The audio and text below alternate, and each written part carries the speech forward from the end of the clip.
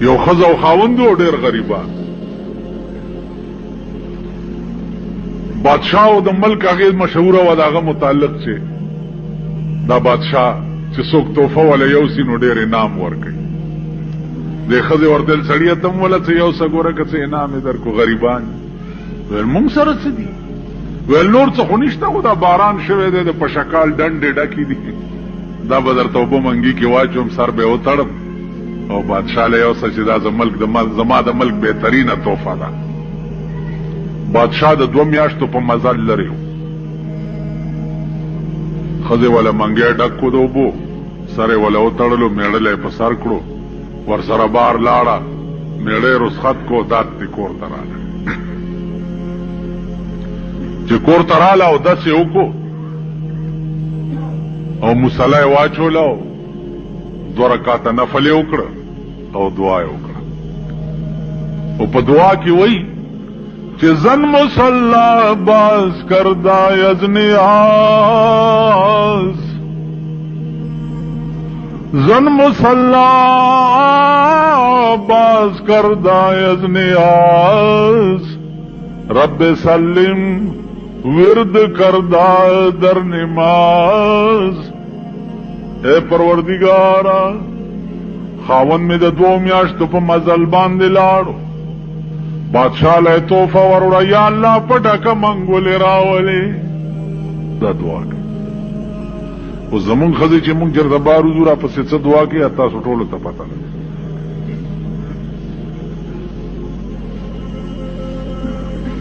سړی ورسېدو بادشاه ته درخواست یې وکړو چې یو سړی راغلی دی تحفه یې راوړې. بادشاه ویې راننه یې باسئ څه تحفه یې راوړې چې دی ورننوتو منګی په سر دی. هلکه څه دي؟ وایي جي اوبه مې راوړي دي ماء الجنه د جنت اوبه مې راوړي. وایي د جنت اوبه؟ بادشاہ ورته سبحان او خدای دې تعالی اجر درکړي. سړی اعلی ګلاس راوالی اوس تاسو په ایمان وایي چې د 2 میاشتې په منګي کې اوبه پراتی چې څنګه څښا بوی به کړي.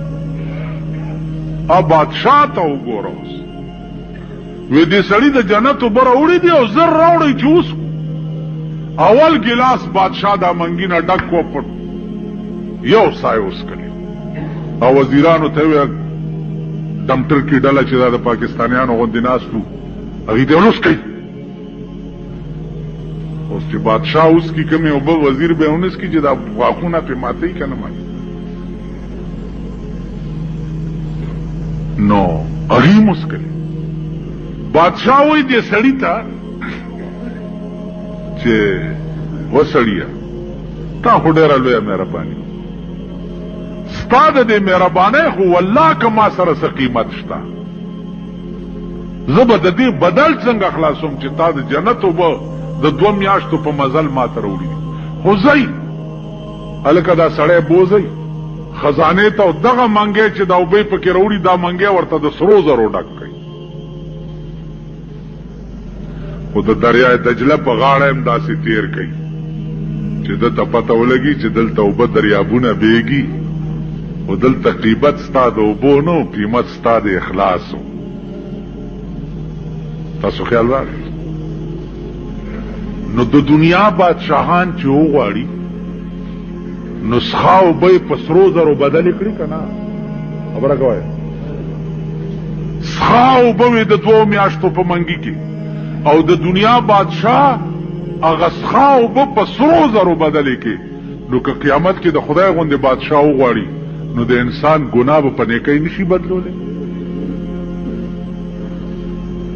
تاسو خیال راغی نو عرض مې داو چې خدای د چا نه راضي شي وای به د ده ګناهونه ولټوئ نو چا ګناهونه ملایکې را پیدا کړي نو به چې دام ورته په نیکۍ بدل کړي. نو زما عزیزانو هلته به سودا چې ده یو په یو به نه یو په لس به نه په دې قرآن ګواه دی چې یوه دانه ورکړي نو د دې مثال د څه شي دی؟ د دې مثال د د یو دانې دی چې تیو کړي او هغه وږي وکي او هر وږي کې سلسل دانې فی کل سنبلة 100 حبه او بیا والله یضاعف لمن یشاء. الله وی یوازې یو په 200 بنئ چې زما رضا وشي دینه بم زیات نو یو په سوونو یو په زرګونو یو په لګونو یو په اربونو یو په کربونو داسې اجر او ثواب ورکړي. خو لوی مین پوینټ چې پکې دی کوم هغه دا دی چې 24 غنټې به هر سړی ته د خدای رضا لټول پکار. 24 غنټې ستا تصور بدای چې خدای هغه کار مې د لاسه کوه چې ته پې راضي شي. نو چې الله راضي شو نو ټول کائنات ستا دی هر څه ستا دی. چې هغه راضي نه و هر څه ستا دی اسم ستا نشته. په دې خبره پوهېږئ که هر څه ستایي هېڅ ستا نشته او چې راضي شو هر څه ستا دی. قسم په خدای دی زه خو کله زما رد ویم داړه مې بوټ نه وځي که نه اوسه پورې به ما وختي الټي کړی خبره نه پوهېږي دا نه ځای پېژني نه ناځای پېژني نه خبره پېژني نه سوال پېژني نه جواب پېژني اور یو سړی یو لندور دی. عزیزانو خدای ته ګورئ لږ سوچ وکئ لږ فکر وکئ. یو اخیری خبره واورئ. اخیری زه بیمار وم ما داړه به خفه کېدو ډاکټران علاج وغیره وغیره وغیره ایسو نشو. چې ایسو نشو یو بوډای ښځه راله ما ته وی بچیه دا په تا څه چل دی مالې زما ډېره خفه کېږي او د ډاکټرانو علاج باندې یې سم نه کېږي. نو هغې وی غوچیه غوږ کېده چې زه د علاج وکړم. بوډای ښځه وه خدای دې وبخي. ما ته ویل بچیه زړګي له ډاډ ورکه په خپله داسې په وزن کې راته زړګي له ډاډ ورکه په خپله مدام به څوک ډاډه کوي ویشتلي زړونه.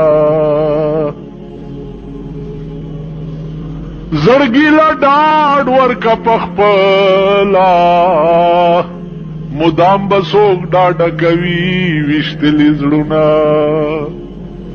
وی بچیا د خپل زړه له په خپله ډاډګیری ورکوه بل چانه دا تمه مه کوه چې ویشتلي زړه له به څوک ډاډ ورکړي. بس اوچت پاڅېدم مور مې وه نیا مې ورته څه چل دی بچې مال زه ټیک شم.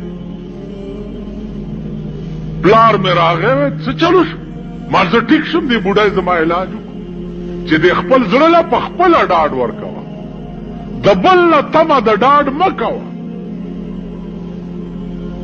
چې سکر اور دی وي سکر اور دی یو مور راوړی د هغه نه هم تمه مه کوه. قسم په خدای دی چې د بیزو غوندې راشي په زخم کې به دې ګوته اچي او راکاږي به په زخم به دله پټی نه ږدي کږدي به. په دې خپله زمانه کې د روڼو وګورئ روڼو متعلق روڼ هم شته شکر دی زما نشته خدای ته خلاص کړی ما ورور مې نشته شکر دی خور مې هم نشته نه مې رور شته او نه مې خور رونه خویندې هم شته که د رونو خویندو حال وګوره که ته پکې لږ ښه وې مال ته به دې غلي اب هم د بیزو غوندې ګوته درکوي او راکاږي به دې چې کله به دې مردار شي چې لوټ جوړ شي چې څه پکې زه متختوم پټای به در باندې نه ږدي نو د خپل زړه باندې په خپله پټای کړه. زوی دی قسم په خدای دی چې زوی دی دیله به چې خدای کله به دی مردار کې چې واک مې خپل شي. ډېر زامن داسې وایي که نه وایي زامن پلار یې ټوخېږي ښځې ته وایي مردارېږي نه داسې ټوخن راته ناست دی ښځه یې وایي خدای مې تې خلاصه کړه بل غمونو نه یې تنګه شوه. ښځه پلشت ته یې دا وایي او زوی حرامي دا وایي. اوس قرآن څه ویلي دي چې تب مور او پلار ته څه وقل رب ارحمهما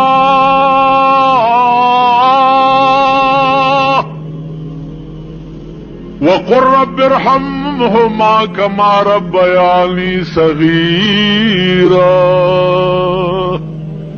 اے اللہ زما په مور او پلار داسې رحم وکي لکه زه چې ورکوټه ما پر رحم لویا ولما. قرآن خدا ویلي او مونږ څه نو د دې وجه نه عزیزانو د خپل ګریوان کې په خپله سوچ بل سوچ والا څوک پاتې نه دی او نستا پویولو والا څوک پاتې هر سړی لوټې نه خپاره. نو الله دې توفیق راکړي چې مونږ کې خپله ماده د سوچ پیدا شي. څه سوچ سړی کې د سړیتوب او د شرافت په دې تبلیغي جماعت کې راځي. تبلیغیانو ډله دا داسې ده چې د سوچ ماده پکې پیدا شي، خبر اورېدو اهلیت پکې پیدا شي. تاسو وګورئ اوس تاسو د ځان ته وګورئ چې ما ته ناستې زما خبرې اورئ او تبلیغي ډلې مرکز ته ورشئ چې بیان کیږي د هغې ناستې ته وګوره چې ورته ناست چې ورته ناستې نو ټول اندامونه هغه ته متوجه کړي چې د پیغمبر کلام بیانېږي او د خدای کلام بیان. نو وس د خدای درکې چې دې ډلې سره کار وکړي، دې ډلې سره مرګرتیا وکړي، په دې ډله کې ورننوځئ. دا نورې ټولې ډلې ګوره ګپ دی، فضول دی، بکواس دی، د بنده اسره ده پکې. دا واحده ډله ده چې د خدای اسره ده پکې. زه خپل عملی طور صحت میں داسې دی چې عملی خدمت پکې نشم کولی، لیکن ایمان میں دا دی چې د سړي سان او شوکت د مسلمان کېدل واحد په دغه ډله کې